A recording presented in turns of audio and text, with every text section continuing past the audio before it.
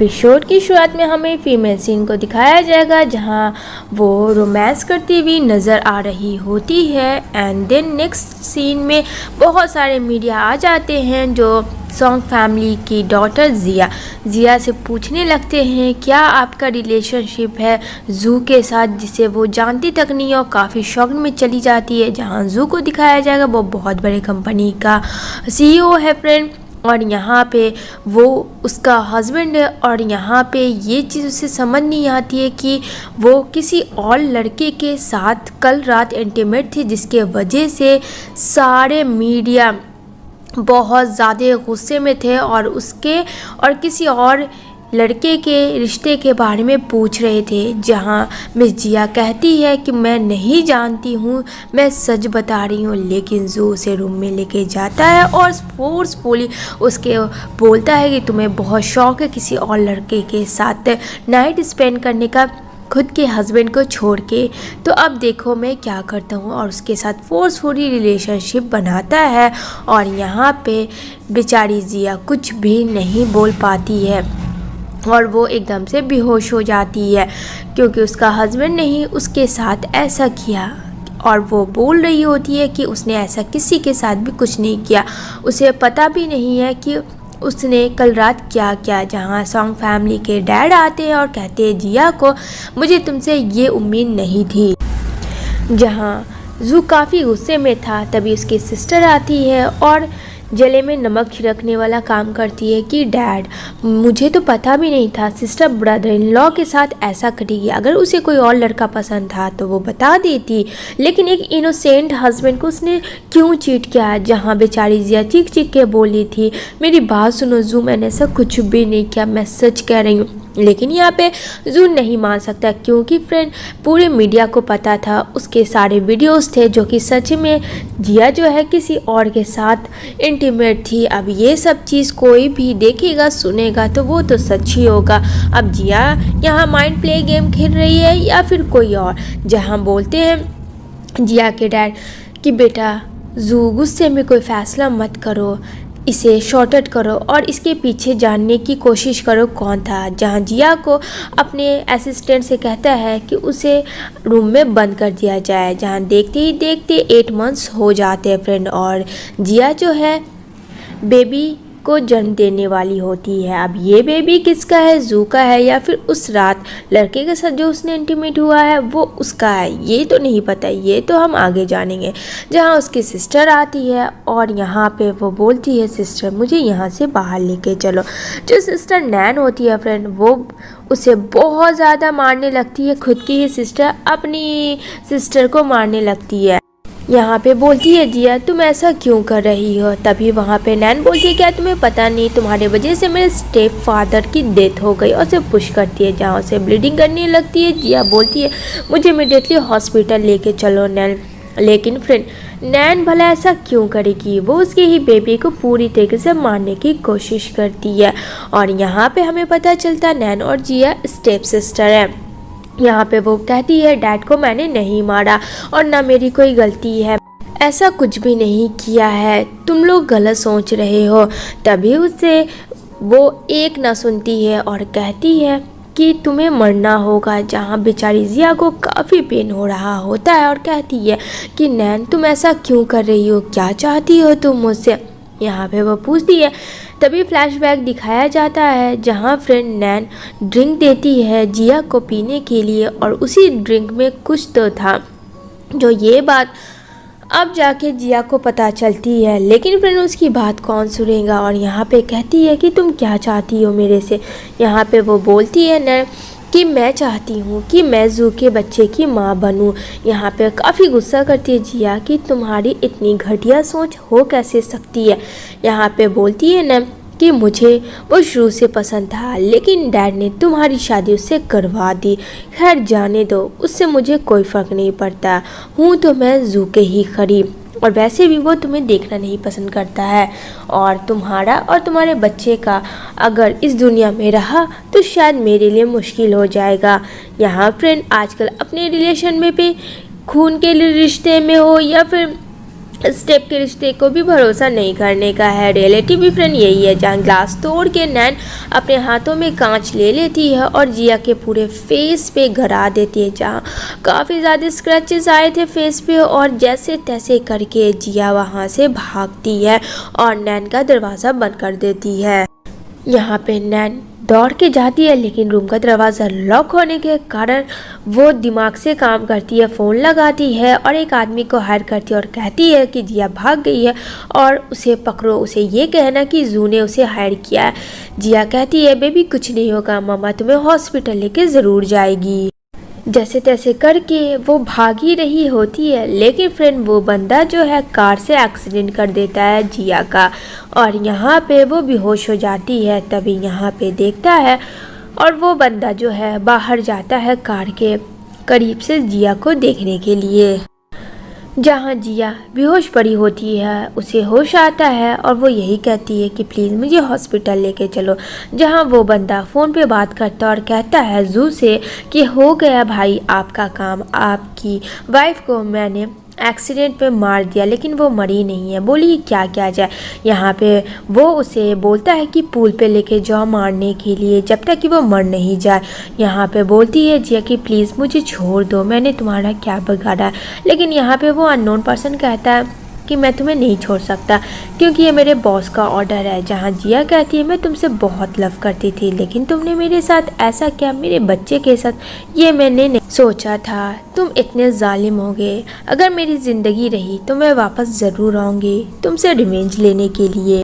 इस तरीके से वो उसे पुश कर देता है। दूसरे सीन में देखने को मिलेगा जहाँ जू होता है और अपनी वाइफ से बिल्कुल नहीं मिलता है, जहाँ उसका असिस्टेंट आता है और कहता है बॉस अभी एक न्यूज़ वायरल हो रहा है, सर्वे में दिखाया गया है कि एक पूल से 8 महीने की प्रेग्नेंट लेडी जंप कर दी है और उसने सुसाइड करने की कोशिश की। यहाँ पे वो नेट देखता है जहाँ वो कहता है कि अरे मेरी वाइफ भी तो 8 मंथ की प्रेग्नेंट है। वो काफ़ी ज़्यादा डर जाता है जू, क्योंकि उससे ना मिलना था ना उसने कोई कांटेक्ट किया था, क्योंकि उसने तो उसे अपने घर में किडनैप करके रखा था।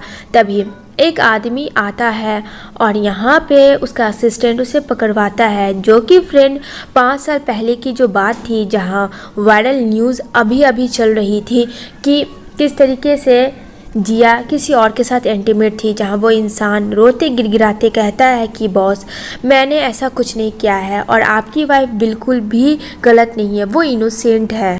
यहाँ पे कहता है जू तो तुमने मेरी वाइफ को क्यों इसमें इन्वॉल्व किया। यहाँ पे कहता है कि मैंने ऐसा कुछ नहीं किया, तो वो तो बस एक एक्टिंग था और उसके लिए मुझे कुछ पैसे दिए गए थे। यहाँ पे वो पूछता है कि वो हायर कौन किया था, लेकिन उससे पहले ही नैन आती है एक नोट लेके और कहती है जू बहुत ज़्यादा गज़ब हो गया। कहता है जू क्या हुआ। यहाँ पे कहती है मेरी सिस्टर जिया का सुसाइड नोटिस मुझे मिला है, मैं तो घर पे ही थी, मुझे तो इस बारे में कुछ पता ही नहीं है। वो सुसाइड नोटिस लेके जू के पास आ जाती है। अब उस सुसाइड नोटिस में क्या तभी है जो कि जू को देती है सुसाइड लेटर।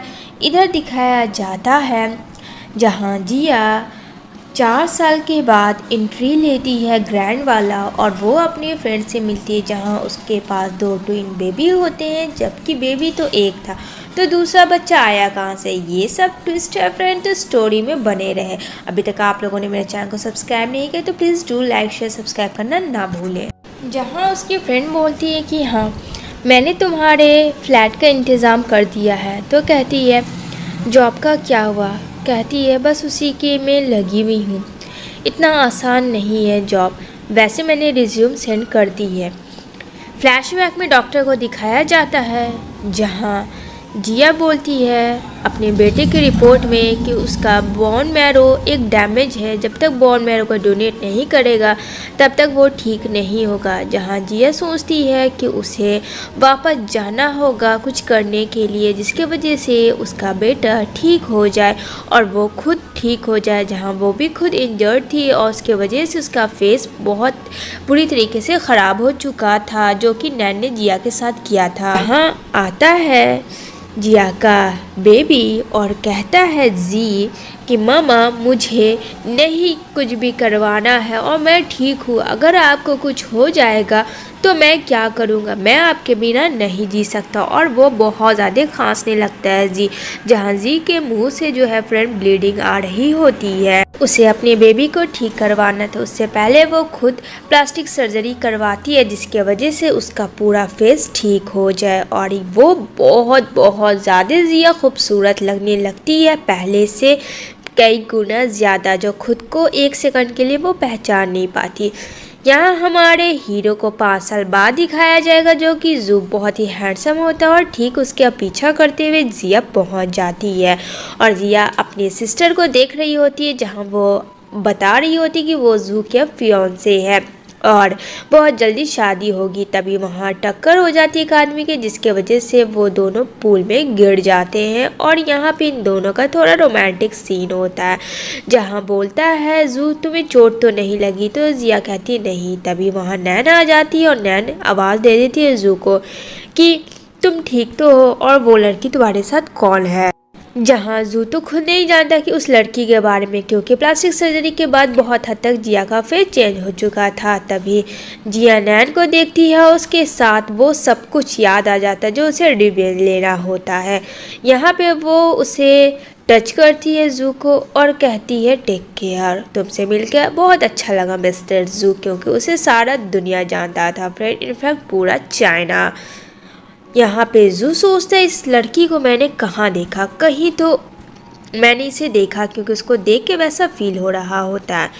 जहाँ नैन भी स्विमिंग पूल में आ जाती है और जू के पास आ जाती है, तो यहाँ पे वो बोलता है कि हटो मेरे पास से, इतने क्लोज मत आओ जब तक कि मैंने तुम्हें परमिशन ना देना, और हाँ मैं तुम्हारा भी हस्बैंड नहीं बना हूँ। इतना कह के वो वहाँ से चला जाता है। जहाँ नैन बोलती है कर लो जितना कर सकते हो। दूसरी सीन में जिया को देखने को मिलेगा, जो कि पुल पे गिर के वो सोच रही होती है, जू के फीलिंग्स को वो महसूस कर रही होती है। जहाँ उसकी बेटी मोमो कहती है मामा क्या हुआ आप सैड दिख रही हो, तो बोलती है अरे नहीं ऐसा कुछ नहीं, तो नहीं है तो मोमो को तो मामा खिलाती है। तभी यहाँ पे बोलती है अच्छा बेटा ठीक है। यहाँ पे दोनों आपस में भाईचारा कर रहे होते हैं, जहाँ जी और मोमो दोनों अपनी मम्मा का फ़ोटो देख रहे होते हैं। वो वीडियो कैप्चर हो चुका होता है लैपटॉप में, जहाँ सोच रहा होता है बड़ा भाई जी कि हो सकता है कि ये मामा का हस्बैंड हो, तो क्यों ना हम दोनों इसे एक करें। तो यहाँ पे बोलता है जी मोमो मुझे तुम्हारी हेल्प चाहिए, जहाँ बोलती है डोंट वरी भाई, मोमो हमेशा एक्टिंग करने में आगे है और आप टेंशन ना लो, मामा का अगर ये हस्बैंड है तो इसे हम दोनों एक करके रहेंगे। हाँ बड़ा भाई होने के नाते जी उसे बताता है मोमो को कैसे क्या एक्टिंग करनी है। यहाँ पे मोमो बोलती है ओके ब्रो मैं समझ गई और डोंट वरी मैं वही करूँगी, क्योंकि मैं एक्सपर्ट हूँ एक्टिंग करने में, और हंसने लगती है। ये दोनों भी खतरनाक बच्चे निकले फ्रेंड।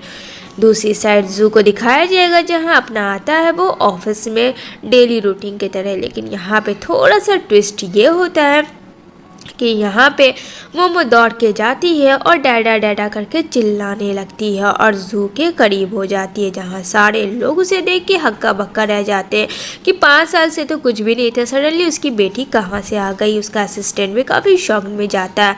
अब यहाँ पे जू को कुछ समझ नहीं आता है। यहाँ पे वो बोलता है कि मैं तुम्हारा डैडी नहीं हूँ, लेकिन यहाँ पे मोमो कहती है नहीं आप मेरे डैडी हो, प्लीज़ मुझे गोद में उठा लो। तो वो बच्चा इतने क्यूट से बोलता है, तो यहाँ पे वो उसे उठा के अपने ऑफिस में ले आता है, जहाँ उसका डीएनए टेस्ट रिपोर्ट के लिए भेजता है असिस्टेंट को।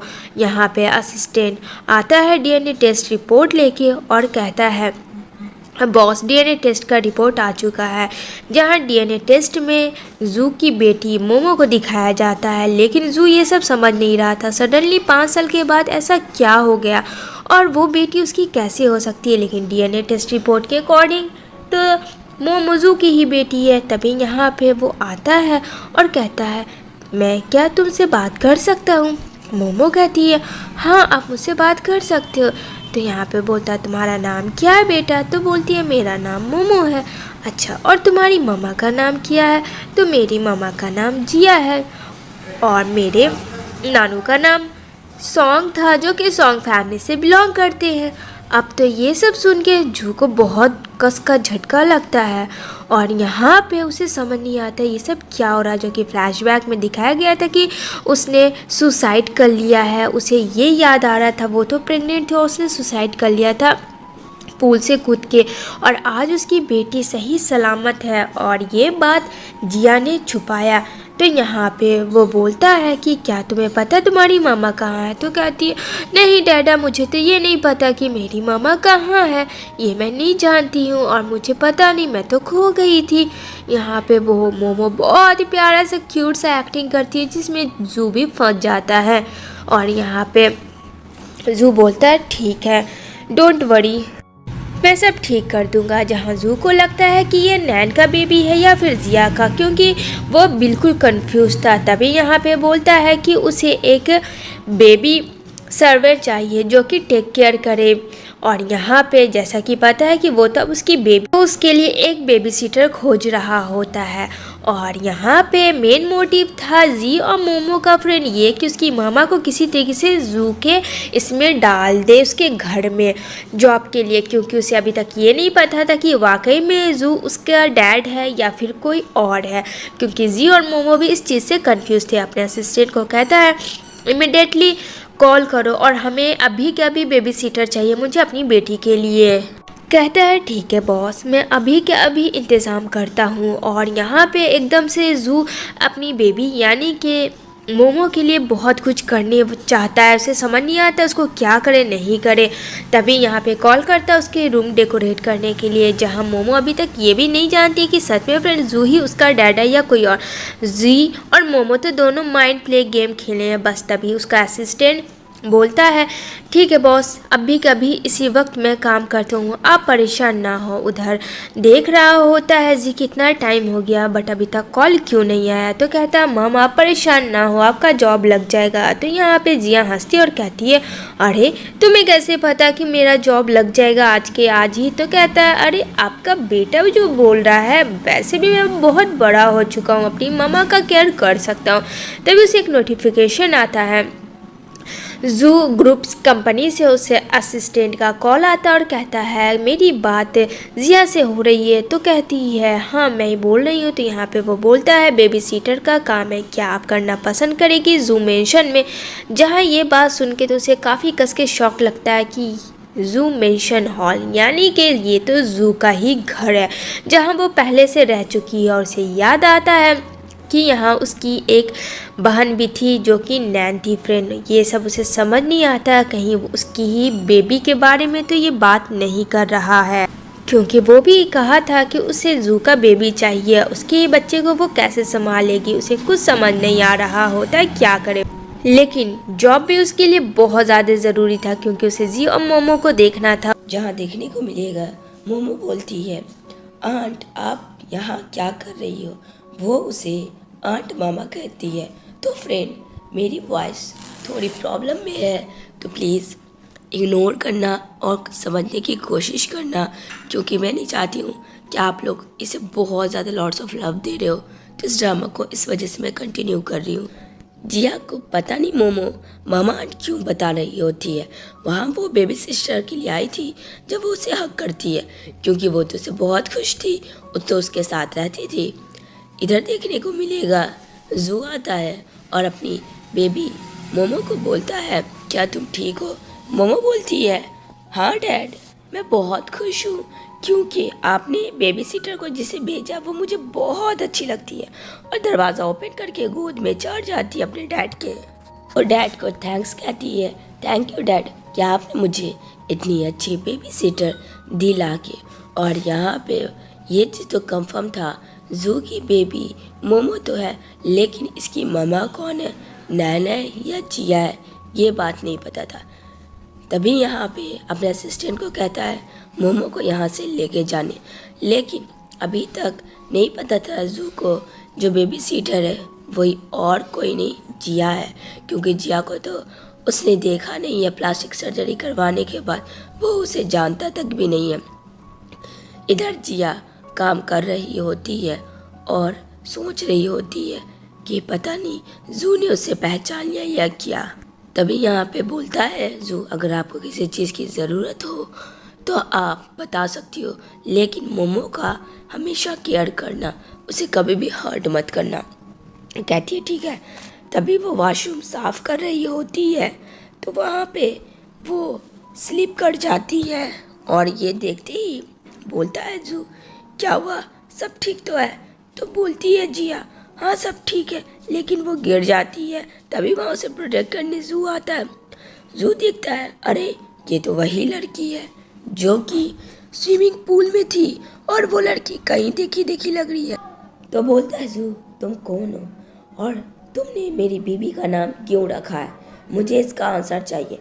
यहाँ पे बोलती है जिया, तुम मुझे हर्ट कर रहे हो। जू कहता है, तुम्हारा मैंने बायोडाटा निकाला है जहाँ हर एक चीज़ मेरी वाइफ से मिलता है, आखिर कौन हो तुम, बताओ। लेकिन वो उसे सच नहीं बताती है और कहती है, हटो यहाँ से, मैं ही बेबी सीटर हूँ जो तुमने हायर किया है, बस इतना समझ लो। और तुम क्या कह रहे हो मुझे नहीं पता। यहाँ पे वो बोलता है कि तुम्हें सब पता है, गिव माई आंसर। लेकिन वो उसे मारने की पूरी कोशिश कर लेता है। सोच लेता है जू कि वो उसे मार के रहेगा, लेकिन फ्रेंड एट ए टाइम आ जाती है उसकी बेबी मोमो और कहती है कि डैडा आप क्यों कर रहे हो ऐसा, मामा आंट को क्यों मार रहे हो, छोड़े उसे। लेकिन फ्रेंड जू तो एकदम से घायल बन गया था। यहाँ पे वो बोलता है, तुम इसे जानते हो? कहती है, हाँ ये मेरी मामा आंट है और छोड़ो इसे, मैं बहुत अच्छे तरीके से जानती हूँ। अगर इन्हें कुछ हो गया तो मैं भूल जाऊंगी कि आप मेरे डैडा हो। ये बात याद रखिएगा, क्योंकि मैं अपनी मामा आंट से बहुत ज़्यादा प्यार करती हूँ और आपसे भी इतना नहीं करती हूँ। यहाँ पे तो जू एकदम से शॉक्ड हो जाता है कि उसकी बेटी जिया को इस तरीके से कर रही है। आखिर जिया का रिलेशन क्या है जू में। तभी जिया बोलती है कि तुम इसे लेके जाओ अपनी बेटी मोमो को। तो यहाँ पे मोमो बोलती है, नहीं मम्मा, मैं आपको छोड़ के नहीं जाऊँगी। लेकिन यहाँ पे जिया बोलती है, डोंट वरी मम्मा, ठीक है, मम्मा को कुछ भी नहीं हुआ। तभी यहाँ पे वो बात मान जाती है अपनी माँ का और कहती है, अगर आपको मेरे डैडा ने परेशान करने की कोशिश की तो आप मुझे बताना, मैं डैडा को छोड़ूंगी नहीं। यहाँ पे हंसने लगती है जिया, कहती है, अरे नहीं बेटा, तुम्हारे डैडा ऐसे नहीं है। और यहाँ पे जिया को भी अभी अभी यही बात पता चलती है कि मोमो का डैड जू है, कोई और नहीं है। तभी यहाँ पे जाने लगती है तो बोलती है, डैडा मेरी बात सुनिए, और अपनी माँ को साथ में लेके जाती है। अगर मेरी मामा को कुछ भी हुआ तो मत पूछिएगा कि आप मेरे डैडा हैं, और मैं पुलिस को कॉल करके आपको टॉर्चर के लिए अरेस्ट करवा दूँगी। ये बात सुन के तो जू एकदम और शॉक्ड हो जाता है, बेटी मेरी, पर इसने ऐसा क्या जादू कर दिया जो ऐसा हो गया। तभी यहाँ जी अपनी मम्मा को लेके चली जाती है। यहाँ पे देखने को मिलेगा जहाँ पे मोमो बैठी होती है ओवन को देखते हुए। तभी यहाँ पे जू आता है और कहता है, तुम क्या देख रही हो? तो कहती है, कुछ नहीं डैडा, मैं इस ओवन को देख रही हूँ क्योंकि मुझे कुछ खाने का दिल कर रहा है। तो उसके डैडा बोलते हैं, अच्छा तुम्हें क्या खाना है, मैं बाहर से ऑर्डर करवा देता हूँ। जहाँ बोलती है मोमो, नहीं मुझे बाहर का कुछ भी नहीं खाना, मुझे यहाँ का खुद का खाना बना के खाना, क्योंकि मुझे बाहर खाना नहीं पसंद है। अब तो जू को खाना बनाने आता नहीं है फ्रेंड, अब मोमो के लिए वो खाना कैसे बनाए। लेकिन वो अपनी बेटी के चेहरे पे खुशी देखना चाहता था। तो कहता है, ठीक है, मैं पूरी कोशिश करूँगा कि मैं तुम्हें एक गुड कुकर बन के दिखाऊँ और मैं तुम्हारे लिए नूडल्स अच्छा बनाऊँ। जिसकी वजह से पूछती है मोमो, आर यू श्योर डैडा, क्या बना लोगे? तो कहता है जू, हाँ बेटा, मैं कोशिश तो ज़रूर करूँगा तुम्हारे लिए बना दूँ। जिससे कि मोमो थोड़े देर के लिए शॉक्ड होती है, तो वो अपनी बेटी के लिए कुक बनाने चला जाता है, जो कि वीडियो भेजती है मोमो जी को, जो कि जी का फ़ोन ले लेती है जिया और देखती है कि ये इंसान हिलकर पानी नहीं पीता है, वो अपनी बेटी के लिए कैसे कुकिंग कर सकता है। तभी यहाँ पे वो अपने बेटे जी को आवाज़ लगाती है और यहाँ पे जी तो एकदम चुप फ्रेंड, क्योंकि जी ने ही मोमो को भेजा था। और यहाँ पे वो बोलती है जिया कि ये सब क्या है और इन सब के पीछे क्या तुम्हारा हाथ है, सच सच बताना जी, मेरा गुस्सा बहुत ख़राब है, तुम्हें पता है ना। यहाँ पे वो बताती है मेरा जॉब जो करवाया ये तूने करवाया। तो बेचारा बच्चा जी बोल देता है हाँ मामा मैंने करवाया। तो कहती है क्यों बेटा, पर ऐसा क्यों किया तुमने। तो बोलता है मामा मैंने इसलिए ऐसा किया कि अगर वो हमारे डैडी होंगे तो वो आपको पहचान लेंगे और आप दोनों एक हो जाएंगे, इस वजह से मैंने और मोमो ने ये सब किया। दूसरी तरफ मोमो को नींद नहीं आ रही होती है, क्योंकि जिया अक्सर स्टोरी सुनाती है जहाँ जू कहता है एक जल पड़ी थी, उसमें बहुत बड़ी फिश होती थी। तो कहती है मोमो डैडा आप स्टोरी गलत सुना रहे हो और आप अच्छी स्टोरी नहीं सुनाते हो, मुझे नींद नहीं आ रही है पर मुझे सोना है। अब तो जू स्टोरी भी अच्छा नहीं सुना पाता फ्रेंड, इन सब चीज़ को उसकी आदत कहाँ से है। अब तो ये आदत है धीरे धीरे ना चेंज होगी। यहाँ पे वो बोलती है मुझे मामा मेरी रोज़ स्टोरी सुनाती है पर आप स्टोरी नहीं सुना पा रहे हो। कहता अच्छा ठीक है चलो तुम सो जाओ, सोने की कोशिश करती है। डैडा प्लीज़ मामा आंट को ले आओ क्योंकि मैं उसके बिना नहीं रह सकती हूँ।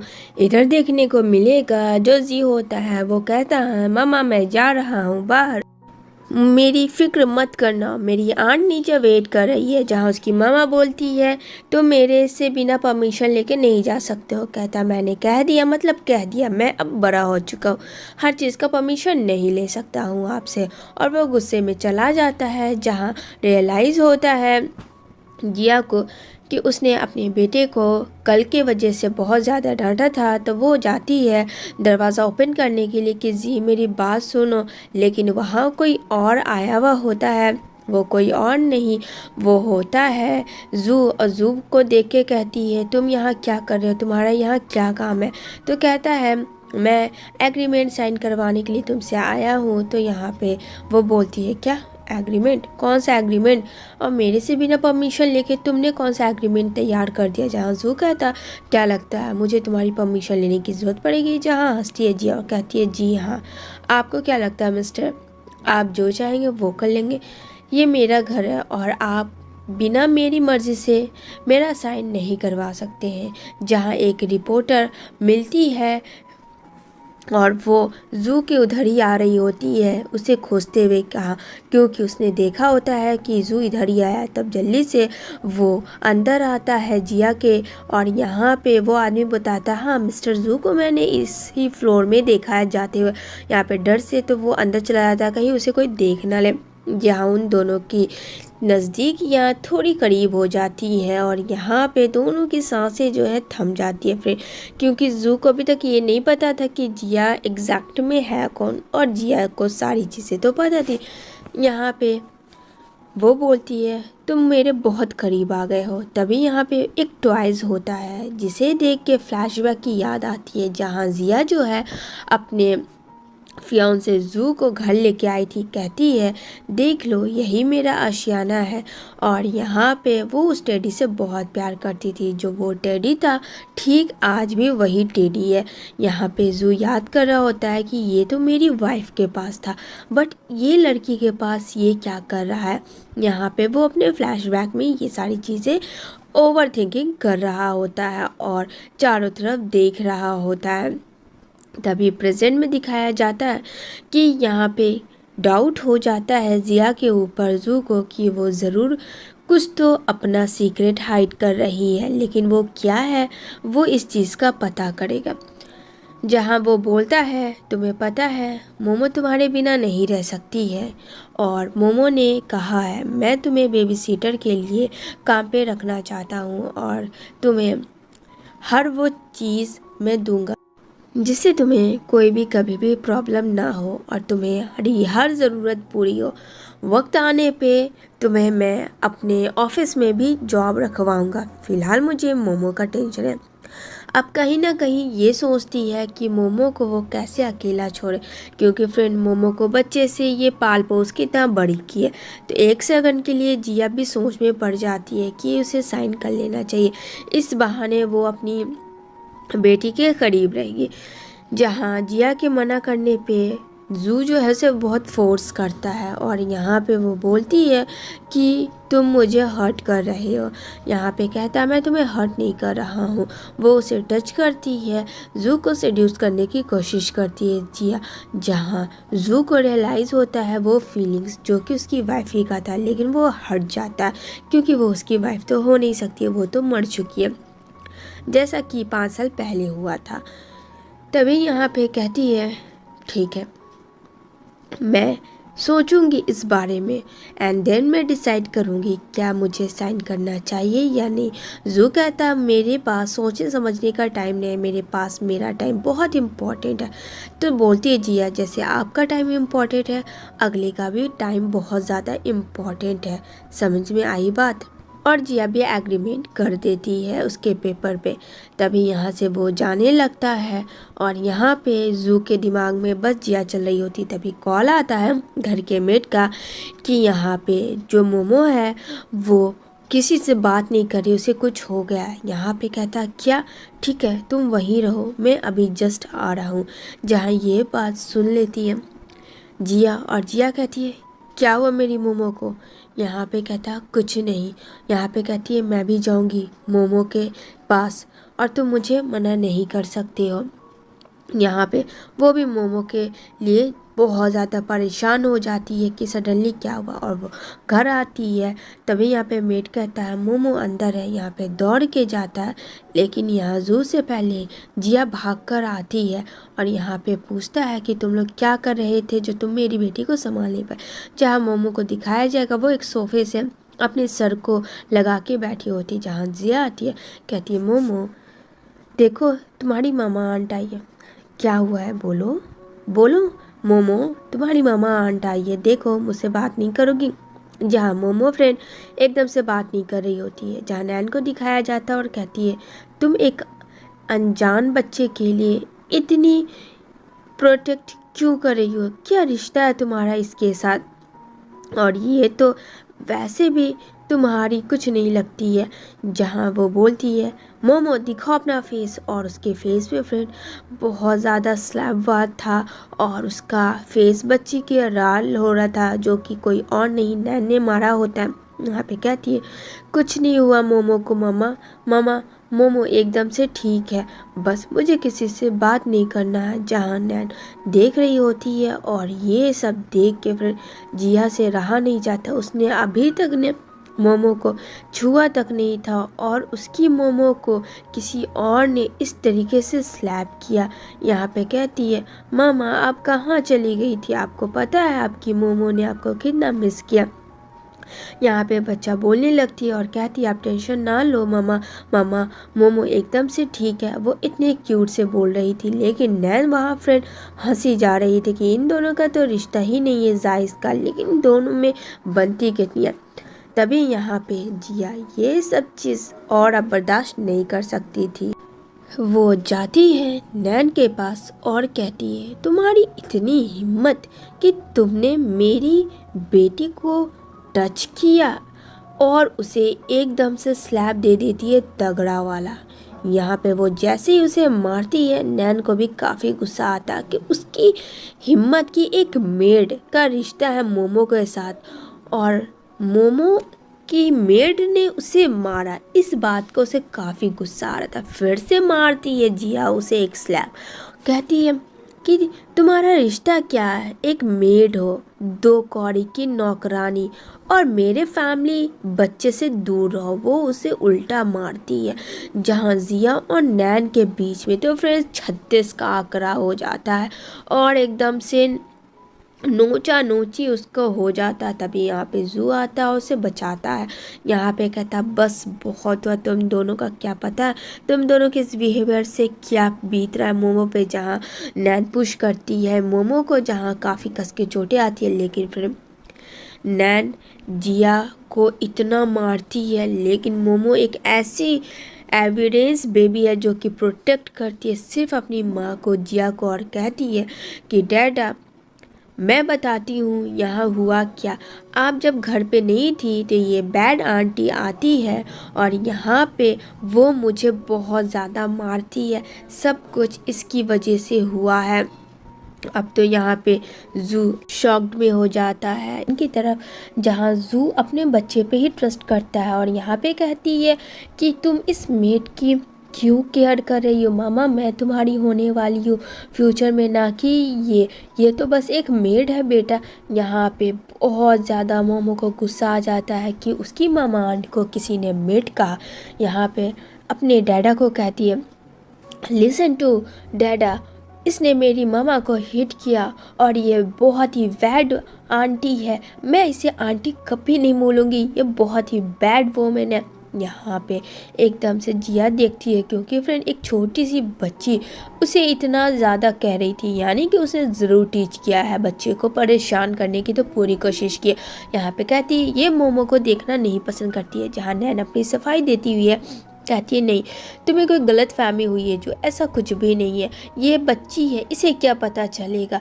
लेकिन यहाँ पे जूक बोलता है बस बहुत हुआ अब चुप करो। यहाँ पे बहुत ज़्यादा मोमो को गुस्सा आता है। फ्रेंड आप लोग देख सकते हो इसकी एक्टिंग, आप लोग कमेंट करना, इस बच्चे की एक्टिंग ज़बरदस्त है, एकदम माइंड ब्लोइंग। और कहती है इसने मुझे हिट किया सबसे पहले और इसने मामा को भी मेरे हिट किया। यहाँ पे बोलती है जिया ये बच्ची कभी भी झूठ नहीं बोलेगी और हाँ मैं अपनी बच्ची को यहाँ से लेके जा रही हूँ। इतना कह के वो चली जाती है और रूम में मोमो के गाल में जो दाग था उसे वो सही कर रही होती है। यहाँ पे बोलती है मामा आंट मैंने कुछ भी रॉन्ग नहीं किया, उसने मुझे हिट किया। वो बोल रही थी कि वो मुझे देखना नहीं पसंद करेगी इस घर में, वो बहुत ही बुरी आंट है। यहाँ पे बोलती है जिया ऐसे नहीं बोलते, वो तुम्हारी डैडा की फियोंसे है बेटा, इस तरीके से बड़े को नहीं कहते हैं। जहाँ ये सब चीज़ जू सुन रहा होता है, लेकिन बच्ची तो सही थी फ्रेंड, उसने तो कुछ गलत नहीं कहा। यहाँ पे कहती है मामा आंट ने तुम्हें ये सब नहीं सिखाया, लेकिन कहती है मामा वो मुझे देखना नहीं पसंद करती है, इस वजह से उसने मुझे हिट किया और मैं भी उस बैड वोमेन को देखना नहीं पसंद करती हूँ। आपको पता है ना आपकी मोमो कभी भी झूठ नहीं बोलती है। यहाँ पे वो बोलती है आई ट्रस्ट यू बेटा, मुझे सब पता है। जहाँ इन दोनों की सारी बातें जू सुन रहा होता और कहती है मामा आपको बहुत कस के उसने मारा ना, जहाँ उसके शोल्डर में पेन हो रहा था जिया के और काफ़ी चोटें आई थी। जहाँ वो देखती है अपने शर्ट को ओपन करके जहाँ बैक में उसे चोट के निशान हुए थे, तभी वहाँ एंट्री मारता है जू और आता है और कहता है मोमो तुम कैसी हो। तभी यहाँ पे ये ध्यान नहीं देती है जिया और शर्ट के बटन को अपने ओपन करके देख ही रही होती है। जहाँ देखती है कि सामने में आया हुआ है जू, तभी वो अपने शर्ट को क्लोज कर लेती है और यहाँ पे जू भी जो है नज़र हटा लेता है जिया के ऊपर से। तभी यहाँ पे कहती है कि तुम यहाँ क्यों आ रहे हो मिस्टर, क्या देखने के लिए कि मुझे कितनी चोटें आई है। जहाँ बोलता है कि नहीं ऐसा कोई बात नहीं है, मैं बस मोमो को देखने आया था। यहाँ पे कहती है मोमो सही है और मोमो को मैंने अभी यहाँ से हटा दिया, कुछ देर के लिए उसे आराम करने की बहुत ज़्यादा ज़रूरत है। कैसे डैडी हो कि तुम एक केयर नहीं कर सके अपने बेबी की, और कैसा तुम्हारी फियांसे है जो कि मोमो को ही देखना नहीं पसंद कर रही है, उसके साथ तुम्हारा रिलेशनशिप कैसा रहेगा, क्या सोचा है तुमने इस बारे में। यहाँ जो जिया है फ्रेंड थोड़ा सा गेम खेल रही होती है जू के ऊपर, जहाँ जू बोलता है मुझे दिखाओ तुम्हारी चोटें और ज़बरदस्ती उसका शर्ट ओपन करता है। जहाँ जू को थोड़ा सा रियलाइज़ होता है कि ये उसने गलती कर दी, लेकिन फिर उसे पुश करता है और कहता है क्यों कर रही हो तुम ये सब। यहाँ पे एक सेकंड के लिए तो जिया को ऐसा लगता है कहीं इसको मेरी सारी सच्चाई पता तो नहीं चल गई है, लेकिन वो इस बारे में नहीं किसी और बारे में बात कर रहा था। तभी वो कहती है हटो यहाँ से, मुझे जाने दो। दूसरी तरफ ये अपना जा रही होती है वापस घर, जहाँ मिले की नैन कार में बैठी हुई और यहाँ पे कहती है ओहो दो गौरी की नौकरानी भी आजकल बड़े बड़े लोगों से पंगे लेने चली है। जहाँ जिया को काफ़ी गुस्सा आता है और कहती है हद में रहो, आज के बाद से अगर तुमने मोमो को टीज़ करने की कोशिश की तो देख लेना मैं क्या करूँगी। तो वहाँ बोलती है नैन कि तुम्हें पता नहीं कि मैं उसकी फियांसे हूँ। तो कहती है कॉन्ग्रेचुलेशन, तुम फियांसे हो तो उसकी फियांसे बन के रहो, लेकिन मेरे बच्चे से दूर रहना। मैं अपने बच्चे के आगे किसी को भी आने नहीं दूंगी, चाहे वो तुम हो या तुम्हारा फियांसे हो। जहाँ उसने ये सारी बातें रिकॉर्डिंग कर ली होती है और कहती है अब देखो कि मैं तुम्हारा क्या करती हूँ। इतना कह के वो वहाँ से चली जाती है। जहाँ जिया देखती है और कहती है टेक रिवेंज, अब देखो मैं तुम्हारा क्या करती हूँ। जहाँ ऑफिस आती है, जहाँ उसका असिस्टेंट मना करता है जू का, लेकिन ज़बरदस्ती वो उसके केबिन तक पहुँच जाती है जहाँ उसका मीटिंग चल रहा होता है ऑनलाइन। अब यहाँ इतना शोरगुल होने के बाद अगला आदमी कहता है कि एक काम करिए मिस्टर जू, पहले तो आप अपने घर का शॉर्ट आउट करिए, देन मेरे से मीटिंग करिएगा। इतना कह के वो बोलता है ठीक है, आई कॉल यू लेटर। इतना कह के वो मीटिंग को वहीं पे एंड कर देता है और कहता है तुम्हें दिखाई नहीं दे रहा था कि मैं काम कर रहा हूँ, इस बीच घुस के बात करना ज़रूरी था। तो यहाँ पे वो जिया का वॉइस रिकॉर्डिंग सुनाती है और कहती है देखो वो उसे अपना बच्चा कह रही है और वो मुझे करीब नहीं आने देगी, जिससे कि मेरा और मोमो का रिलेशनशिप एक मामा और बेटे का नहीं रहेगा और वो तुम्हें भी नहीं छोड़ोगी। आखिर वो है कौन? वो तो नौकरानी है, नौकरानी की ये औकात। आखिर तुमने उसे क्यों हायर किया? क्या पता है उसकी इस रवैये से हम दोनों के बीच मिसअंडरस्टैंडिंग हो गई है, मोमो मेरे से दूर चली गई है। जहाँ वो अपना सफाई दे रही होती है, जहाँ बोलता है जू बस बहुत हुआ, कौन क्या कह रहा है I don't care about that, ठीक है मुझे नहीं मतलब रखना है इन सब चीज़ों से। और रहा सवाल मेरी डॉटर का, तो वो मैं खुद हैंडल कर लूँगा, तुम्हें उसमें इन्वॉल्व होने की ज़रूरत है। दोबारा से इस तरीके से मेरे कैबिन के अंदर बिना परमिशन लेके मत आना। इतना कह के वो वहाँ से उसे भेज देता है। इधर मोमो काफ़ी गुस्सा हुई भी होती है। जहाँ आता है जू और कहता है मोमो अपने डैडा से भी बात नहीं करोगी? कहती है डैडा मैं आपसे बात नहीं करूँगी, मैं आपसे नाराज़ हूँ। तो यहाँ पे कुछ समझ नहीं आता जू को क्यों क्यों कह रही है। उसे लगता है कल जो हुआ है उसके वजह से कह रही है। यहाँ पे कहता आई एम सॉरी बेटा, कल की वजह से तुम्हें इतना कुछ सहना पड़ा मेरी वजह से। यहाँ पे कहती है डैडा मुझे एक बात बताइए, अगर मेरी मामा जो थी तो उसका इस घर में एक भी मेरे साथ पिक क्यों नहीं है? वो काफ़ी रोने लगती है और गुस्सा भी करती है कि अगर मैं उनकी डॉटर थी तो मेरी एक भी पिक तो मेरी मामा के साथ होनी चाहिए, लेकिन आपके घर में तो एक भी पिक नहीं, ना तो मेरी देखी ना तो मेरी मामा का देखी। यहाँ पे अब जू क्या बोले, जू को खुद नहीं पता था फ्रेंड कि आखिर में रियल मामा है कौन, जिया है या फिर कोई और है। ये तो खुद इस बात से अनजान था। यहाँ पे बस उसे इतना पता था कि ये डॉटर जू की है डीएनए टेस्ट रिपोर्ट के अकॉर्डिंग। और दूसरी चीज़ मामा आंट ने बताया कि आप उस बैड वोमेन से शादी कर रहे हो। नहीं डैडी ऐसा मत करो, वो अच्छी नहीं है, उससे अच्छी तो मेरी मामा आंट है। दूसरे सीन में देखने को मिलेगा जिया जो है फ्रेंड चोरी चुपके आती है जू के ऑफिस में और उसके केबिन में घुसकर उसके रूम में कुछ तो खोज रही होती है, जासूसी कर रही होती है। तभी वहाँ उसे एक पुराने फोटोग्राफ्स एल्बम मिलते हैं जहाँ किसी और की नहीं पुरानी फ़ोटो होती है जिया। अब ये ओल्ड फोटो क्या कर रही होती है जू के? जिया जो है अपनी ओल्ड पिक्चर देख रही होती है जहाँ सोच रही होती है अभी तक ये पिक्चर को जू ने क्यों रखा है, क्योंकि फ्रेंड वो आई थी अपनी बेटी यानी मोमो के लिए, जो कि मोमो कह रही थी कि उसको अपनी मामा की पिक चाहिए, लेकिन अब तो मामा आंट तो है नहीं फ्रेंड जो वो पिक दिखा सके। तभी यहाँ जू एंट्री लेता है अपने केबिन में, जहाँ देखता है कि जिया उस फोटो को देख रही है। एक सेकंड उसे ऐसा लगता है कि ये तो उसकी खुद की वाइफ है, लेकिन ये कैसी हो सकती, वो तो बहुत ज़्यादा अगली थी, ये तो बहुत ज़्यादा प्रीटी है। यहाँ पे वो बोलता है कि तुम क्या कर रही हो लेट नाइट मेरे केबिन में, और फोटोग्राफ्स को छीन लेता।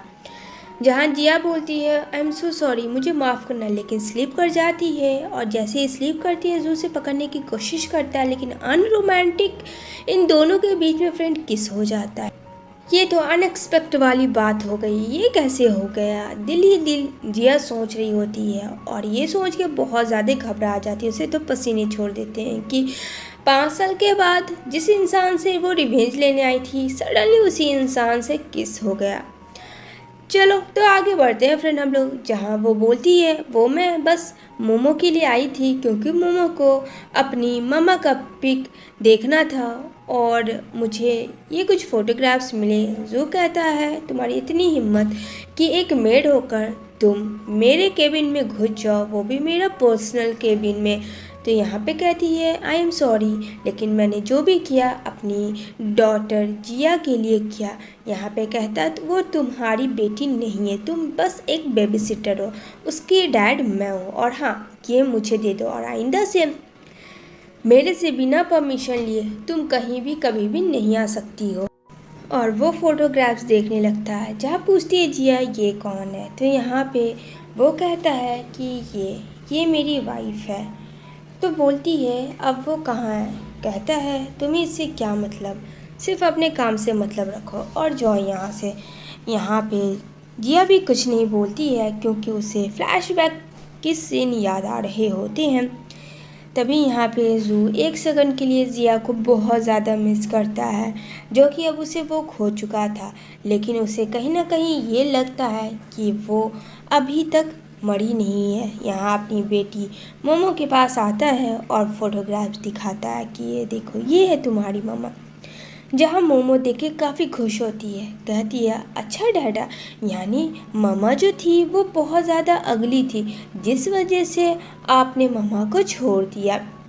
जहाँ जू तो एकदम से चुप हो जाता है कि ये बात तो कहीं ना कहीं सही है, लेकिन उसके पीछे तो फ्रेंड कोई और भी बात थी जो कि उस रात हुआ था।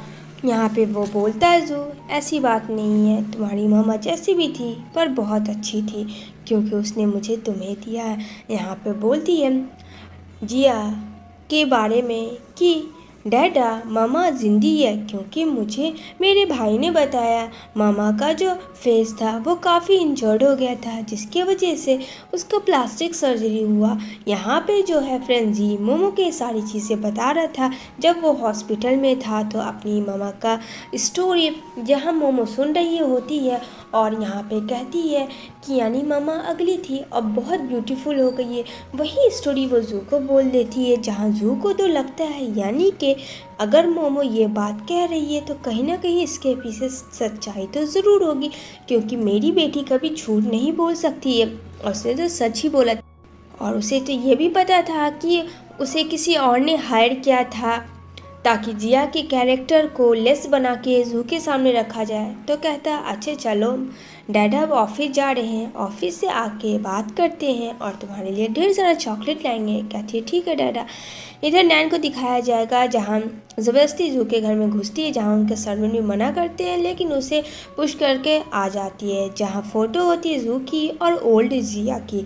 ये देख के नैन से रहा नहीं जाता, उसे लेके वो तोड़ देती है और पूरा शीशे इधर उधर फैल जाता। कहती है कि तू मरने के बाद भी मेरा पीछा नहीं छोड़ रही है। जहाँ मोमो बोलती है बैड वोमेन तुम यहाँ क्या कर रही हो। और यहाँ पे वो हर तरफ जू और ओल्ड जिया का फ़ोटो देखती है, जहाँ सर्वेंट को बोलती है इसे अभी इसी वक्त हटा। जहाँ वो कहता है I am sorry ma'am, sir का ऐसा ऑर्डर नहीं है, ये रखा गया है, मोमो ने कहा था। ये बात सुन के उसे बहुत गुस्सा आता। जहाँ मोमो देखती है कि और बहुत सारे फ़ोटोज़ उसकी मामा का टूटे हुए, वो दौड़ के जाती है फ़ोटो के पास और कहती है तुम्हारी इतनी हिम्मत कि तुमने मेरी मामा और डैडा का फ़ोटो तोड़ दिया। मेरी मामा जैसा कोई नहीं है इस वर्ल्ड में, तुम्हें क्या लगता है ये सब करके तुम क्या करोगी। यहाँ पे वो कहती है कि ओहो एक नन्ही सी तो है पर बिल्कुल अपनी माँ पे गई है, तमीज़ नाम की तो चीज़ ही नहीं है। तो कहती है ए हेलो आंटी, बैड आंटी, पहले खुद को देख लो। जो पता है तुम इस घर की तो कुछ हो भी नहीं। इस घर की तो मम्मा मेरी सब कुछ है और तुम्हारी औकात ही क्या है, कुछ भी नहीं है। नैन एकदम गुस्से में आ जाती है ये सब सुनते हुए और बच्चे मोमो को एकदम पूरे से पुश करने लगती है। कहती है मोमो, तुम्हारे ये सब करने से कुछ भी नहीं होगा, क्योंकि डैड तो मेरे मामा से ही प्यार करेंगे और मेरी मामा अगली नहीं, बहुत ही ब्यूटीफुल है। समझ में आई तुम्हें मेरी बात? मेरी मामा जैसा कोई नहीं है और तुम इस घर की तो कुछ हो भी नहीं। मैं तुम्हें धक्के मार के इस घर से निकाल दूंगी, ये मेरा तुमसे चैलेंज है। नैन कहती, पिद्दी सी तो लड़की है और बोली तो इसका देखो। वो उसे मारने आती है लेकिन जिया उसे रोक लेती है। वो बोलती है, अगर तुम बच्चे के मुंह लगोगी तो पता है आजकल के बच्चे कैसे हैं। नैन तो अपना आपा खो देती है फ्रेंड, क्योंकि उसकी औकात तो उस घर में कुछ नहीं थी। जहाँ तो सही कह रही थी और जिया मोमो को लेकर चली जाती है। तभी यहाँ पे आता है जू रात में, जहाँ तोड़ फोड़ हुआ रहता है। ये सब देख के बहुत ज़्यादा शौक में रहता है कि आखिर ये सब किसने हुआ। तो वो आता है जहाँ जिया जो है वो फ़ोटो को लगाने की कोशिश कर रही थी। तभी बोलता है, जो ये सब क्या है और कैसे हुआ? तो बताती है कि तुम्हारी फियांसे आई थी और तुम्हारी फियांसे ने ये सब जानबूझ के तुम्हारी और तुम्हारी वाइफ को इस तरीके से किया, जिससे मोमो काफ़ी हर्ट है। तो तुम सोच लो, तुम्हें क्या उससे शादी करनी है जिससे कि तुम्हारी बेटी बहुत हर्ट होती है। एक ऐसे इंसान से तुम्हें शादी करनी चाहिए जो तुम्हारा केयर करे और तुम्हारी बेबी मोमो का। ये सब सुन के जू को गुस्सा आता है, पता नहीं क्यों, और उसका पूरा से गला दबाता है और कहता है, तुम मुझे सिखाओगी मुझे क्या करना चाहिए मेरे बच्चे के लिए, और तुम जब बेबी सीटर हो तो तुम क्या कर रही थी। यहाँ पे कहती है, ये गुस्सा अगर किसी और पे दिखाते तो शायद आज तुम्हारी बीवी तुम्हारे पास होती। अगर तुम्हें सही गलत का इतना पता होता तो आज तुम्हारी लाइफ बहुत ही अच्छी होती। इधर नेक्स्ट डे वो जाता है नैन के साथ और नैन से बातें कर रहा होता है और कहता है नैन को कि कल रात तुमने क्या किया है मेरे घर में आके। आइंदा से तुमने ऐसा किया तो देख लेना। और हाँ, अभी तुम मेरी फियांसे भी नहीं हो, मैंने तुमसे शादी करने का डिसाइड भी नहीं किया। इस बारे में भूल जाओ कि मैं तुमसे अब शादी करूँगा, क्योंकि मेरी बेटी को नहीं पसंद हो तुम। तो इस बारे में मैं सोचना पहले पसंद करूँगा, देन डिसाइड करूँगा कि मुझे तुम फियांसे मानना चाहिए या नहीं। ये सब सुन के तो फिर नैन का एकदम से गुस्सा हाइपर हो जाता है और कहती है, पर मैं तो इस घर की फियांसे हूँ ना। कहता, नहीं हो नहीं, अभी कुछ भी तुम, और ये सब मेरे ऊपर डिसाइड है। इतना कह के वो चला जाता है, जहाँ नैन अपना गुस्सा दिखाती हुई नजर आएगी। और नैन कहती है, देखती हूँ कि मैं तुम्हारी वाइफ ही कैसे नहीं बनती हूँ। नैन से लड़ाई करके जू वापस घर आता है, जो कि खाया नहीं होता है। जहाँ देखता है कि जिया खाना बना रही है तो कहता है, मेरे लिए भी खाना बना दो। कहती है, अरे तुम्हारा तो फियांसे के साथ डेट था तो क्या हुआ, भूखे आ गए। कहता है, तुम्हें इंटरफेयर करने की ज़रूरत नहीं है, जितना कहा जाए उतना करो। तो कहती है, तुम खुद क्यों नहीं बना लेती हो? अगर तुम ये काम करोगे तो शायद तुम्हारी डॉटर को अच्छा लगे। अब जो था जू रेडी शेडी हो जाता है कि हाँ बात तो सही है, क्योंकि कुछ टाइम पहले उसने देखा होता है। तो कहता, चलो पहले हम लोग शॉपिंग कर लेते हैं। तभी यहाँ पे जू जिया को लेके आता है शॉपिंग करवाने के लिए, जहाँ मोमो के लिए कुछ ड्रेसेस लेना था, क्योंकि मोमो के अच्छे बुरे उसे कुछ समझ नहीं था। जो भी समझ होता वो बेबी सीटर यानी कि जिया को पता था। जहाँ बहुत सारी शॉपिंग करके जिया एक सेकंड के लिए ये फील कर रही थी कि वो उसका हस्बैंड है, जिसके साथ वो अपनी फैमिली के लिए शॉपिंग कर रही है और बहुत खुश थी। जहाँ जू बोलता है, तुम किस सोच में पड़ी हो? तो यहाँ पे बोलती है, नथिंग, कुछ भी नहीं। कहता है कि मुझे ऐसा क्यों लग रहा है कि मेरी वाइफ मरी नहीं है, वो जिंदी है, कुछ तो हाइड कर रही है मेरे से। यहाँ वो लोग घर आ जाते हैं, जहाँ जिया लाती है ढेर सारी शॉपिंग करने के लिए मोमो को। मोमो बहुत ज़्यादा खुश हो जाती है, कौन सा ड्रेस वो वेयर करे। यहाँ पे बोलती है, सब तुम्हारे लिए, तुम्हें जो अच्छा लगता है तुम पहन लो। इतना कह के वो वहाँ से चली जाती है मोमो। यहाँ पे तभी उसको फ़ोन आता है और यहाँ पे फ़ोन होता है कि हाँ बोलो उसके फ्रेंड का। तो कहती है, क्या तुमने आज का न्यूज़ देखा? जो कि उसने न्यूज़ तो नहीं देखा था। यहाँ पे वो बोलती है, नहीं। तो बोलती है, न्यूज़ चेक करो।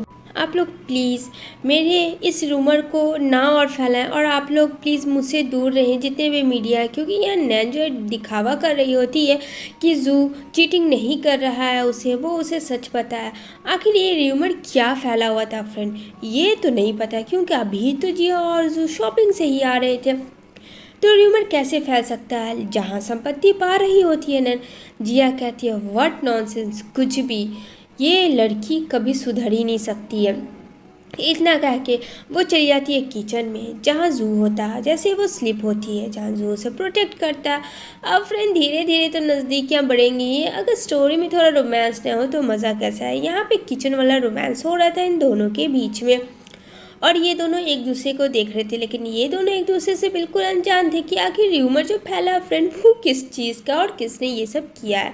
तभी यहाँ पे खाना बना रहा होता है जू अपनी डॉटर के लिए। जैसे ही वो उसे देती है तो हैंड टच हो जाता है, जहाँ जिया को थोड़ा सा अजीब तो फील होता है जू को भी। तो वो वहाँ पे रख देती है, कहती है जो जो मैं सामान यहाँ से रख दूँगी तुम उठा के ले लेना। कहता है ठीक है।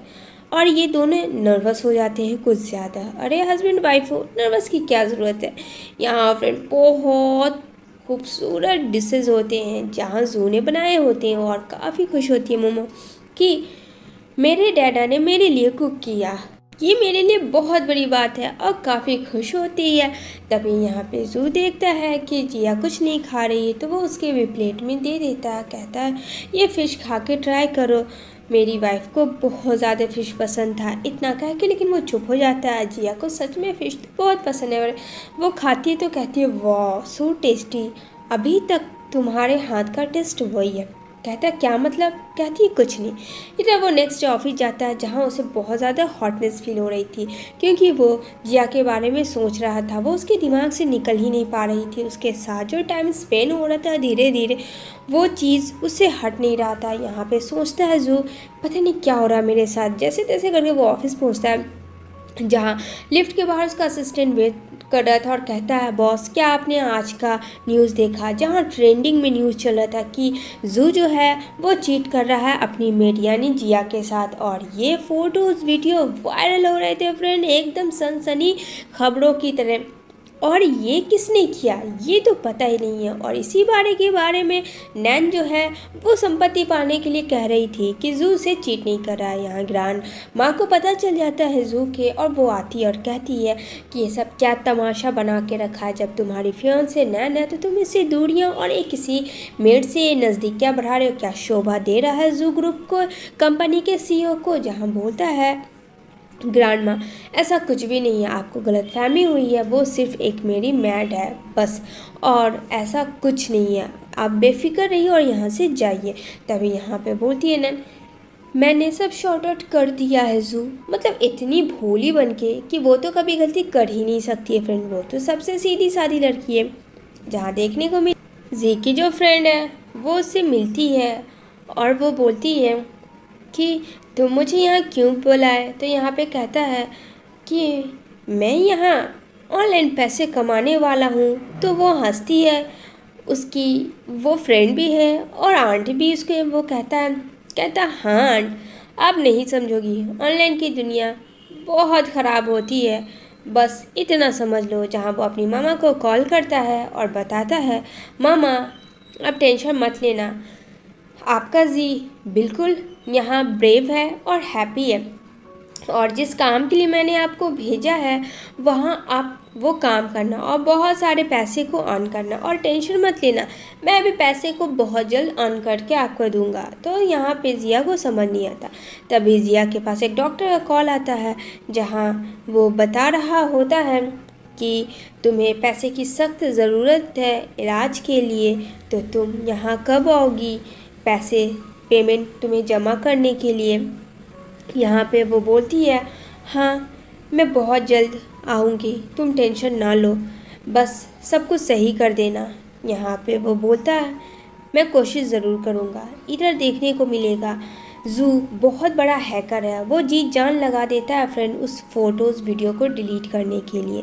लेकिन फ्रेंड ये जो बच्चा है हमारा जी जिसकी तबीयत ख़राब है वो कम नहीं है, बेटा किसका है फ्रेंड? जू का है। वो सबसे बड़ा हाइकर है और वो बहुत ही फास्ट, अपने डैड से भी फास्ट चलाता है। और ये सब जो काम था इस नन्ही सी जान ने किया था ताकि ब्लैकमेल करके बहुत सारे पैसे अर्न हो जाए जू से और वो पैसों अपनी मॉम को दे उसके इलाज के लिए।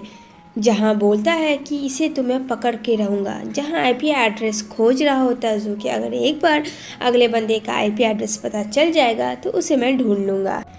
लेकिन फ्रेंड ऐसा जी होने दे तब ना, वो बहुत करीब चला जाता है जू आईपी एड्रेस के। तो कहता है अच्छा तुम मेरा आईपी एड्रेस नोट कर रहे हो, वेट एंड वॉच, अब देखो मैं क्या करता हूँ। और फ्रेंड वो पूरा का पूरा जू का जो लैपटॉप होता है हैक कर देता है और आईपी एड्रेस तक वो पहुँच ही नहीं पाता। उससे पहले उसका सक्सेस डिनाइट कर देता है और कहता पुष्पा ने काम कर दिया। जहाँ जू फेल हो जाता है और ना तो उसका फ़ोटोज़ वीडियो डिलीट होता परमानेंटली इंटरनेट से कहीं से भी। जू बोलता है ये जो भी इंसान है बहुत ज़्यादा स्मार्ट गेम इसने मेरे साथ खेला, आईपी एड्रेस तक पहुंचने ही वाला था लेकिन इसने मुझे पहुंचने नहीं दिया। जहाँ जी को दिखाया जाता है कि ये तो मेरा फर्स्ट टर्म था और मैंने सक्सेस कर दिया। यहाँ काफ़ी जू परेशान हो रहा होता है क्या कि उसने किससे पंगा ले लिया है, आखिर वो इंसान कौन है। तभी एक ऑडियो रिकॉर्डिंग आता है जहाँ उससे पैसे का डिमांड किया जाता है जिसकी वजह से उसके फ़ोटोज़ वीडियो डिलीट हो जाएंगे। अब जू को लगता है कि ये इंसान कौन है, उसे समझ नहीं आता। नेक्स्ट सीन में देखने को मिलेगा यहाँ नैन जो होती है अपने अपार्टमेंट में खूब इंजॉय करती है अपने फ्रेंड के साथ। जहाँ जिया आती है और सोचती है कि जिया ने ही फ्रेंड नैन के लिए वो अपार्टमेंट को बाय किया था जिससे कि उसकी सिस्टर यहाँ आराम से रह सके। उसे क्या पता था कि उसकी सिस्टर उसके हस्बैंड के साथ इस तरीके से करेगी और उसे रास्ते से हटा देगी, ये सब सोच रही थी। तभी उसकी फ्रेंड आती है और कहती तुम अंदर नहीं जा सकते हो क्योंकि तुम्हें अंदर जाना अलाउ नहीं है। कहती अच्छा तुम्हें पता भी है घर किसके नाम है? पीछे से जू सब देख रहा होता है। तभी वो बोलती है मेरे रास्ते से हट जाओ नहीं तो बहुत बुरा होगा। तभी नैन ये सब देख लेती है कि जू तो उसके पीछे है। नैन कहती है अरे नहीं इसका वो मतलब नहीं, ये घर इसका नहीं है, ये घर मेरा है। यहाँ पे वो बोलती है कि ये घर मैंने तो पूछा भी नहीं कि किसका है, ये तो तुमने अपने खुद से कह दिया।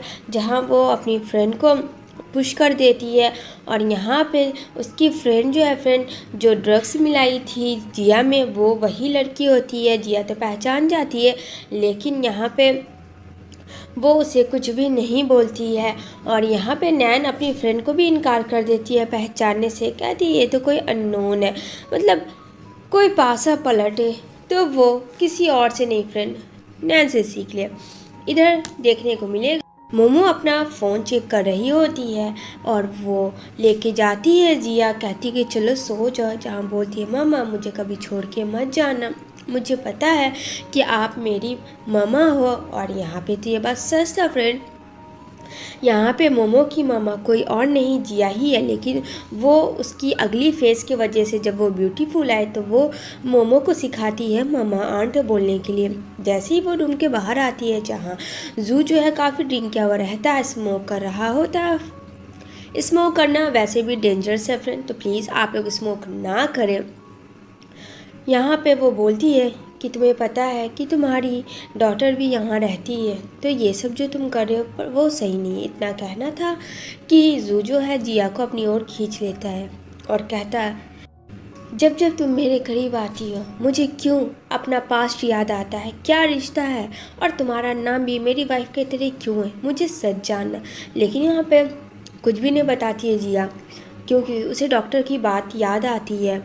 यहाँ पे वो बहुत ज़्यादा डिप्रेशन में थी फ्रेंड। वो जो रिपोर्ट था वो पैसे के थ्रू अपने बेटे का तो इलाज करवा देती है बट अपना नहीं, जो कि यहाँ पे जू को वो टच करती है, जो कि फीलिंग्स उसकी ख़त्म हो चुकी थी जिया की। लेकिन जू को करीब आते ही उसे एहसास होता है कि वो भी किसी से लव करती थी जो कि डिप्रेशन में वो गई थी। तो उस डिप्रेशन से वो बाहर निकलती है जहाँ जू नशे की हालत में वो दोनों एक दूसरे के साथ इंटीमेट हो जाते हैं।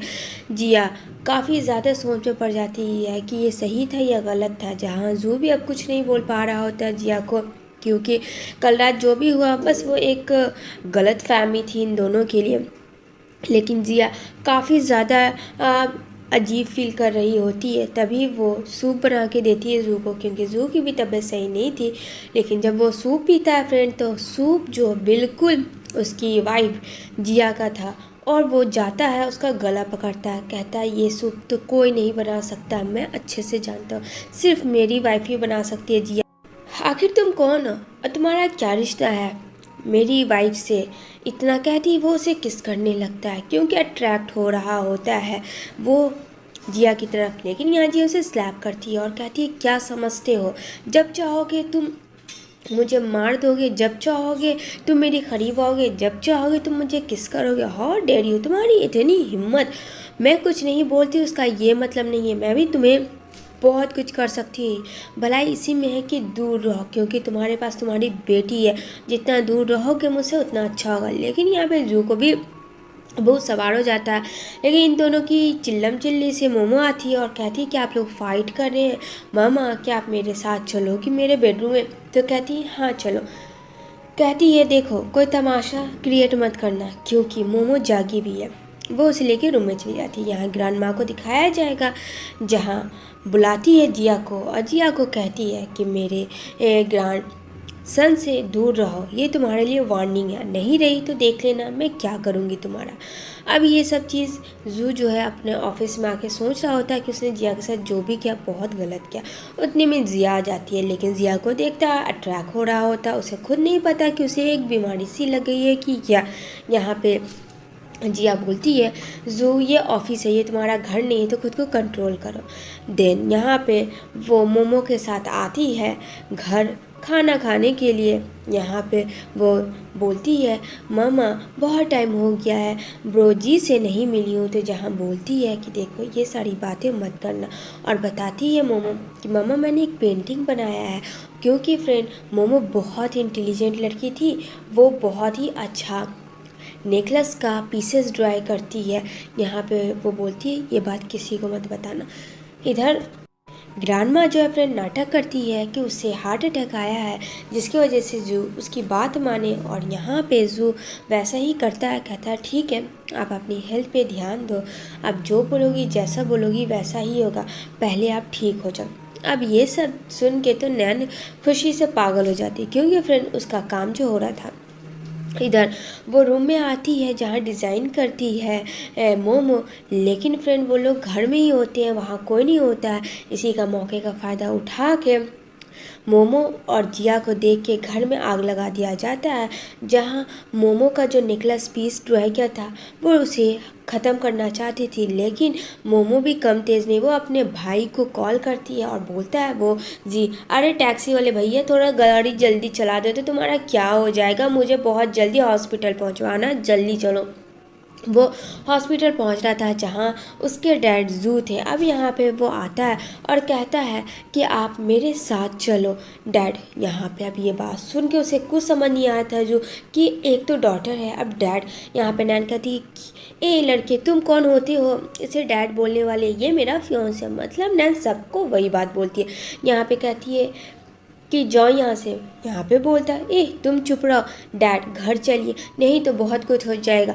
जो मैं कह रहा हूँ आपको मेरे साथ चलना होगा, गो विथ मी। जहाँ सच में बहुत ज़्यादा तेज़ आग लग चुकी थी और दोनों माँ बेटी की तबीयत बहुत ज़्यादा ख़राब हो रही थी। लेकिन यहाँ पे जिया ने सोच लिया था कि वो मोमो को इन्हें हो बचाएगी। यहाँ पे कहती है तुम स्ट्रांग हो, मामा को तुम्हें कुछ नहीं होने देगी, बस तुम्हें वही करना है। यहाँ पे बहुत ज़्यादा डर रही होती है मोमो, लेकिन यहाँ पे जिया उसे बोलती है तुम मामा की बेटी हो ना, कुछ नहीं होगा। और वो विंडो से उसे नीचे कर देती है जहाँ वो अकेले होते और कहती है कि काश कि मैं सारी सच्चाई तुम्हें बता देती कि मैं वही जिया हूँ तुम्हारी वाइफ। अब तो मैं मर जाऊंगी और मैं तुम्हें बोल भी नहीं पाऊंगी। इतने में जू आ जाता है जो कि जी ने कहा था। तभी कहता है कि तुम ठीक तो हो, लेकिन यहाँ पे वो सारी सच्चाई बता देती है कि मैं तुम्हारी वाइफ हूँ और वही पुरानी वाली जिया। इतना कह के वो बेहोश हो जाती है। जहाँ नेक्स्ट सीन में हॉस्पिटल में होती है, उसे होश आता है तो देखती है जू भी हॉस्पिटल में यहाँ देख के वो फिर डर जाती है। नर्स तो काफ़ी खुश हो जाती है, लेकिन वो बताती है जू को क्या हुआ। तो जू को भी चोटें आई थी और वो फ्रेंड डिप्रेशन में चला गया था। उसे कुछ समझ नहीं आ रहा था, लेकिन वो जिया से अब हेट करने लगा था कि इतना दिन की बात वो छुपा के रखी। यहाँ पे वो बोलता है तुमने मुझसे सब कुछ छिपा के रखा, मेरी क्या गलती थी। जहाँ बोलती है जिया कि तुमने स्टार्टिंग किया, तुमने मुझे मरवाने की कोशिश की। यहाँ पे कहता है कि मैंने तुम्हें नहीं मरवाने की कोशिश की। इतने में इन दोनों में हो ही रहा होता हाथापाई की ग्रैंड माँ आ जाती है देखने के लिए। लेकिन यहाँ पे जिया अपनी बेटी मोमो को पकड़ लेती है और कहती है कि तुम अपनी बेटी को मेरे बेटे से दूर रखो वरना अच्छा नहीं होगा। यहाँ पे बोलती है आप मेरी ग्रैंड माँ हो, लेकिन आपको मेरी मामा से ऐसी बात नहीं करनी चाहिए। मेरी मामा क्यों दूर रहेगी, क्योंकि मैं उनकी डॉटर हूँ। आपको समझ में नहीं आती है खूसट बुढ़िया, इतनी सी बात तो समझ ले। इधर वो घर आती है जहाँ वो एक डिस्कशन पार्टी के बारे में बात चल रहा होता है, जहाँ जू कहता है कि मेरी बेटी मोमो भी जाएगी। जहाँ सुन के मोमो काफ़ी हैप्पी होती है, लेकिन जिया को ये सब सही नहीं लग रहा होता है कि वो वहाँ जाए। यहाँ पे वो उसे फोर्सफुली किस करता है और कहता है तुम होती कौन हमेशा रोकने वाली। यहाँ पे अब तो वो उसकी वाइफ, अब तो वो उसका पूरा हक है। यहाँ पे वो भी चुप हो जाती है। जहाँ नैना आती है खूबसूरत सा ड्रेस पहन के, क्योंकि उसकी ग्रैंड माँ ने प्रॉमिस किया था कि आज नैन का अनाउंस कर देगी उसी पार्टी में। यहाँ जिया भी आती है, लेकिन जिया उतनी खुश नहीं होती है फ्रेंड। तभी यहाँ पे डॉक्टर आता है और डॉक्टर बोलता है जिया को कि अब तुम्हारी तबीयत कैसी है। तो कहती है पहले से तो मैं बेहतर हूँ।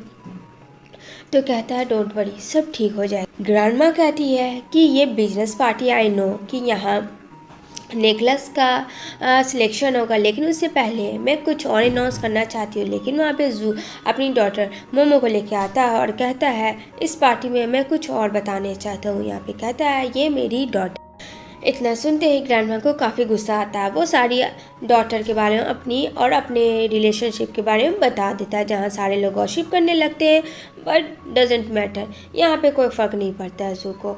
और यहाँ पे मोमो तो एकदम से चुप रहती है, क्योंकि फिर मोमो ने से ये सब चीज़ जाना भी नहीं था। तभी यहाँ पे जिया को रियलाइज़ होता है कि चलो कम से कम उसने अपनी डॉटर के बारे में तो मुंह खोला। यहाँ पे वो बोलती है कि एक तरफ से सही है।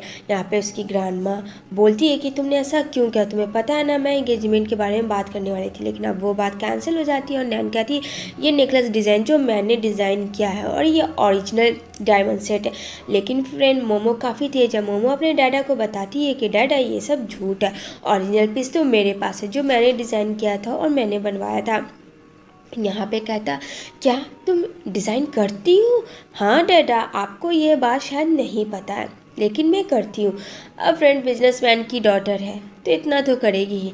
तभी वो जाती है मामा के पास अपनी और मामा से बैग मांगती है, जहाँ उस बैग में बोलती है कि इस बैग में मैं अपनी मामा को कुछ गिफ्ट करना चाहती हूँ, जो कि ओरिजिनल नेकलेस था डायमंड का, वो जिया का होता और नैन के पास जो था वो झूठा होता। नैन ने बस जाना था जब से कि मोमो एक डिज़ाइनर है, तब से उसने वो आग लगाया था जिसके वजह से कि वो मर जाए और यहाँ पे उसका नेम और फेम हो। लेकिन यहाँ पे सारी सच्चाई मोमो कहती है।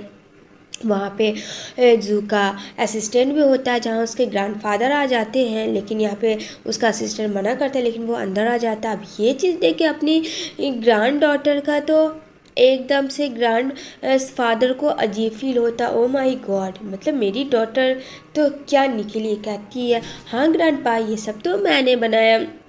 यहाँ पे वो बोलता है मैं तुम्हें हायर करूँगा, कोई करे या ना करे। वो बहुत ज़्यादा खुश हो जाती है कि इतनी छोटी सी लड़की, इतना बड़ा टैलेंट है उसमें।